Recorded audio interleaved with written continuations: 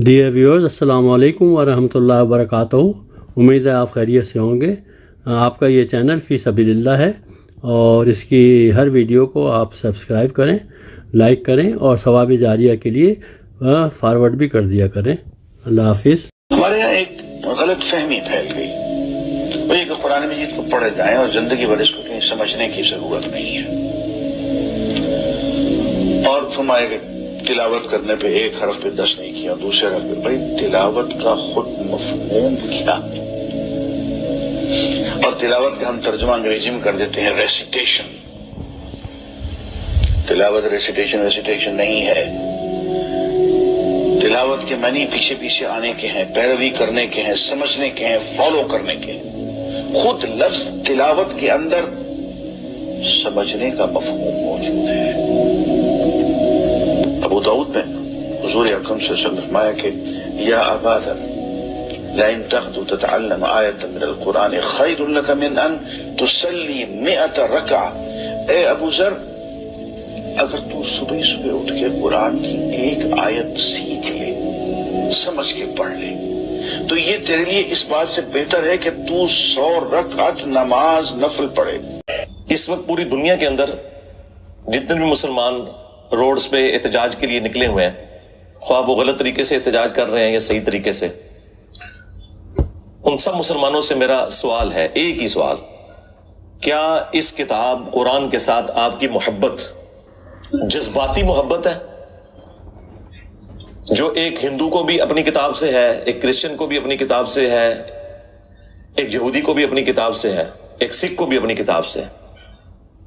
तो वो तो तमाम रिलीजन के मानने वाले लोगों को अपनी किताबों के साथ जज्बाती मोहब्बत है। उसके पीछे कोई इल्मी दलील नहीं होती सिवाय इसके कि वो ऐसे खानदान में पैदा हुए होते हैं कि जिनका रिलीजन वो होता है। अगर तो ये वाली मोहब्बत है तो इस तरह की मोहब्बत तो अल्लाह ताला को नहीं चाहिए। और अगर आपकी वाकई इस किताब के साथ इल्मी मोहब्बत है, आपने पूरे होशो हवास के साथ इसको वर्ड ऑफ गॉड मानते हुए, अल्लाह का कलाम मानते हुए एक्सेप्ट किया है और मोहम्मद रसूलुल्लाह सल्लल्लाहु अलैहि वसल्लम को खातमुन नबीयीन माना है, तो फिर आपकी अकीदत इस दीन के साथ, इस किताब के साथ वो जज्बाती नहीं बल्कि इल्मी होनी चाहिए।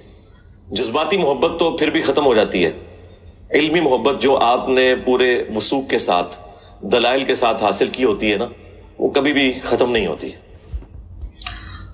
तो मेरा तो अपना पॉइंट ऑफ व्यू ये है कि मुसलमानों की अक्सरियत 99.99% लोग कुरान हकीम के साथ सिर्फ जज्बाती मोहब्बत रखते हैं, इल्मी मोहब्बत नहीं रखते।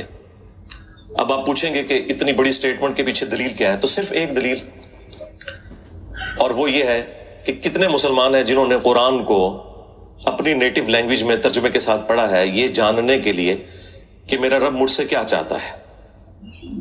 अगर तो ये इल्मी मोहब्बत होती तो ये काम कर लिया जाता। आपका कोई दोस्त भी फॉरेन मुल्क से अपनी लैंग्वेज के अंदर खात लिखे तो आप 50 बंदे ढूंढेंगे जो आपको तर्जुमा करके ये बताएं कि वो आपसे क्या कहना चाह रहा है। कितने डॉलर तो नहीं भेज देते। हाँ, ये भी हो सकता है कि हो सकता है रिमिटेंस मेरे लिए भिजवाएं और मुझे पता ना चल रहा हो। लेकिन कुरान वो मजलूम किताब है कि जो दुनिया में सबसे ज्यादा पढ़ी जाती है, लेकिन इसका तारीख पहलू यह है कि दुनिया में सबसे ज्यादा बगैर समझ के पढ़ी जाने वाली किताब अगर कोई है ना, तो वो ये किताब है। सबसे ज्यादा बगैर समझ के। इस वक्त मुश्किल 15 से 20% मुसलमान हैं जो बाई बर्थ अरबी हैं। बाकी तो 85% के करीब मुसलमान जो हैं वो अजमी हैं, अदर देन अरब हैं, और उनकी नेटिव लैंग्वेज अरबी नहीं है। और उनमें से भी कितने लोग हैं जो सीखते हैं। तो अगर इल्मी मोहब्बत है मुसलमानों की, तो ये जो प्रोटेस्ट हो रहा है ये अपनी जगह, सबसे पहले तो अपने खिलाफ प्रोटेस्ट करें ना, कि हमने इस किताब के साथ क्या किया है। हमारी अवाम ने, हमारे उलमा ने, अवाम ने इसे मुर्दे बख्शवाने का जरिया मान लिया हुआ है, बस इससे ज्यादा कुछ नहीं है। या ज्यादा से ज्यादा किसी ने छलांग मारी तो नाजरा, किसी ने थोड़ी लंबी छलांग मारी तो बच्चे को हिफ्ज करवा दिया, एक तोता बना दिया जिसे कुछ नहीं पता, और वो इस उम्मीद में है कि ये हाफिज़े कुरान हमें साथ लेके जाएगा। किथे लेके जाएगा ये आगे जाके पता चलेगा। بھائی یہ جو ابو داؤد کی حدیث المستدرک للحاکم میں جو حدیث موجود ہے، مشکات کے اندر بھی موجود ہے، حافظ قرآن کی فضیلت کے اعتبار سے وہ اس حافظ کے لیے جس نے قرآن کے حلال کو حلال اور حرام کو حرام جانا. جس حافظ قرآن کو یہ پتہ ہی نہیں قرآن میں کیا لکھا ہوا ہے، تو وہ یہی کرے گا نا کہ رمضان کے دنوں میں چھوٹی چھوٹی وہ خشخشی داڑھی رکھ لے گا اور تراویح پڑھائے گا مسجد کے اندر جا کے، اینڈ پہ معاوضہ وصول کرے گا اس کا، اور عید والے دن جا کے شیو کروا دے گا، پھر اگلے رمضان میں دیہاڑی لگانے کا انتظار کرے گا. زیادہ تر حافظ تو ایسے ہی ہیں. اور جو آپ کو باعمل حافظ قرآن نظر آ رہے ہیں، تو ہمارے علماء کا بھی باعمل ہونا یہ ہے کہ کوئی پگڑی یا داڑھی رکھ لے اور شلوار ٹخنوں سے اوپر کر لے یا ہاتھ میں تسبیح پکڑ لے. یہ تو ایک چھوٹا سا جز ہے عمل کا. باعمل حافظ قرآن یہ ہے کہ جو قرآن کی تعلیمات کو منوان اسی طریقے سے تسلیم کرتا ہے اور اس پر عمل کرتا ہے. تو عمل تو اسی صورت میں کرے گا نا جب اسے پتا ہوگا کہ قرآن کے اندر کیا لکھا ہوا ہے. جب مسلمان کو یہ پتہ ہی نہیں قرآن میں کیا لکھا ہے، اس نے عمل کہاں سے کرنا ہے؟ اب جن لوگوں کو سمجھ تھی، یعنی علماء کا طبقہ جن کا کام تھا کہ وہ عوام الناس کو دین سکھاتے، وہ الٹا اسلام کے دشمن بن گئے انجانے میں، یا ہو سکتا ہے بعض جان بوجھ کے بھی ایسے کرتے ہوں، کہ انہوں نے پبلک میں یہ مشہور کر دیا کہ قرآن و حدیث ڈائریکٹ نہ پڑھنا، گمراہ ہو جاؤ گے.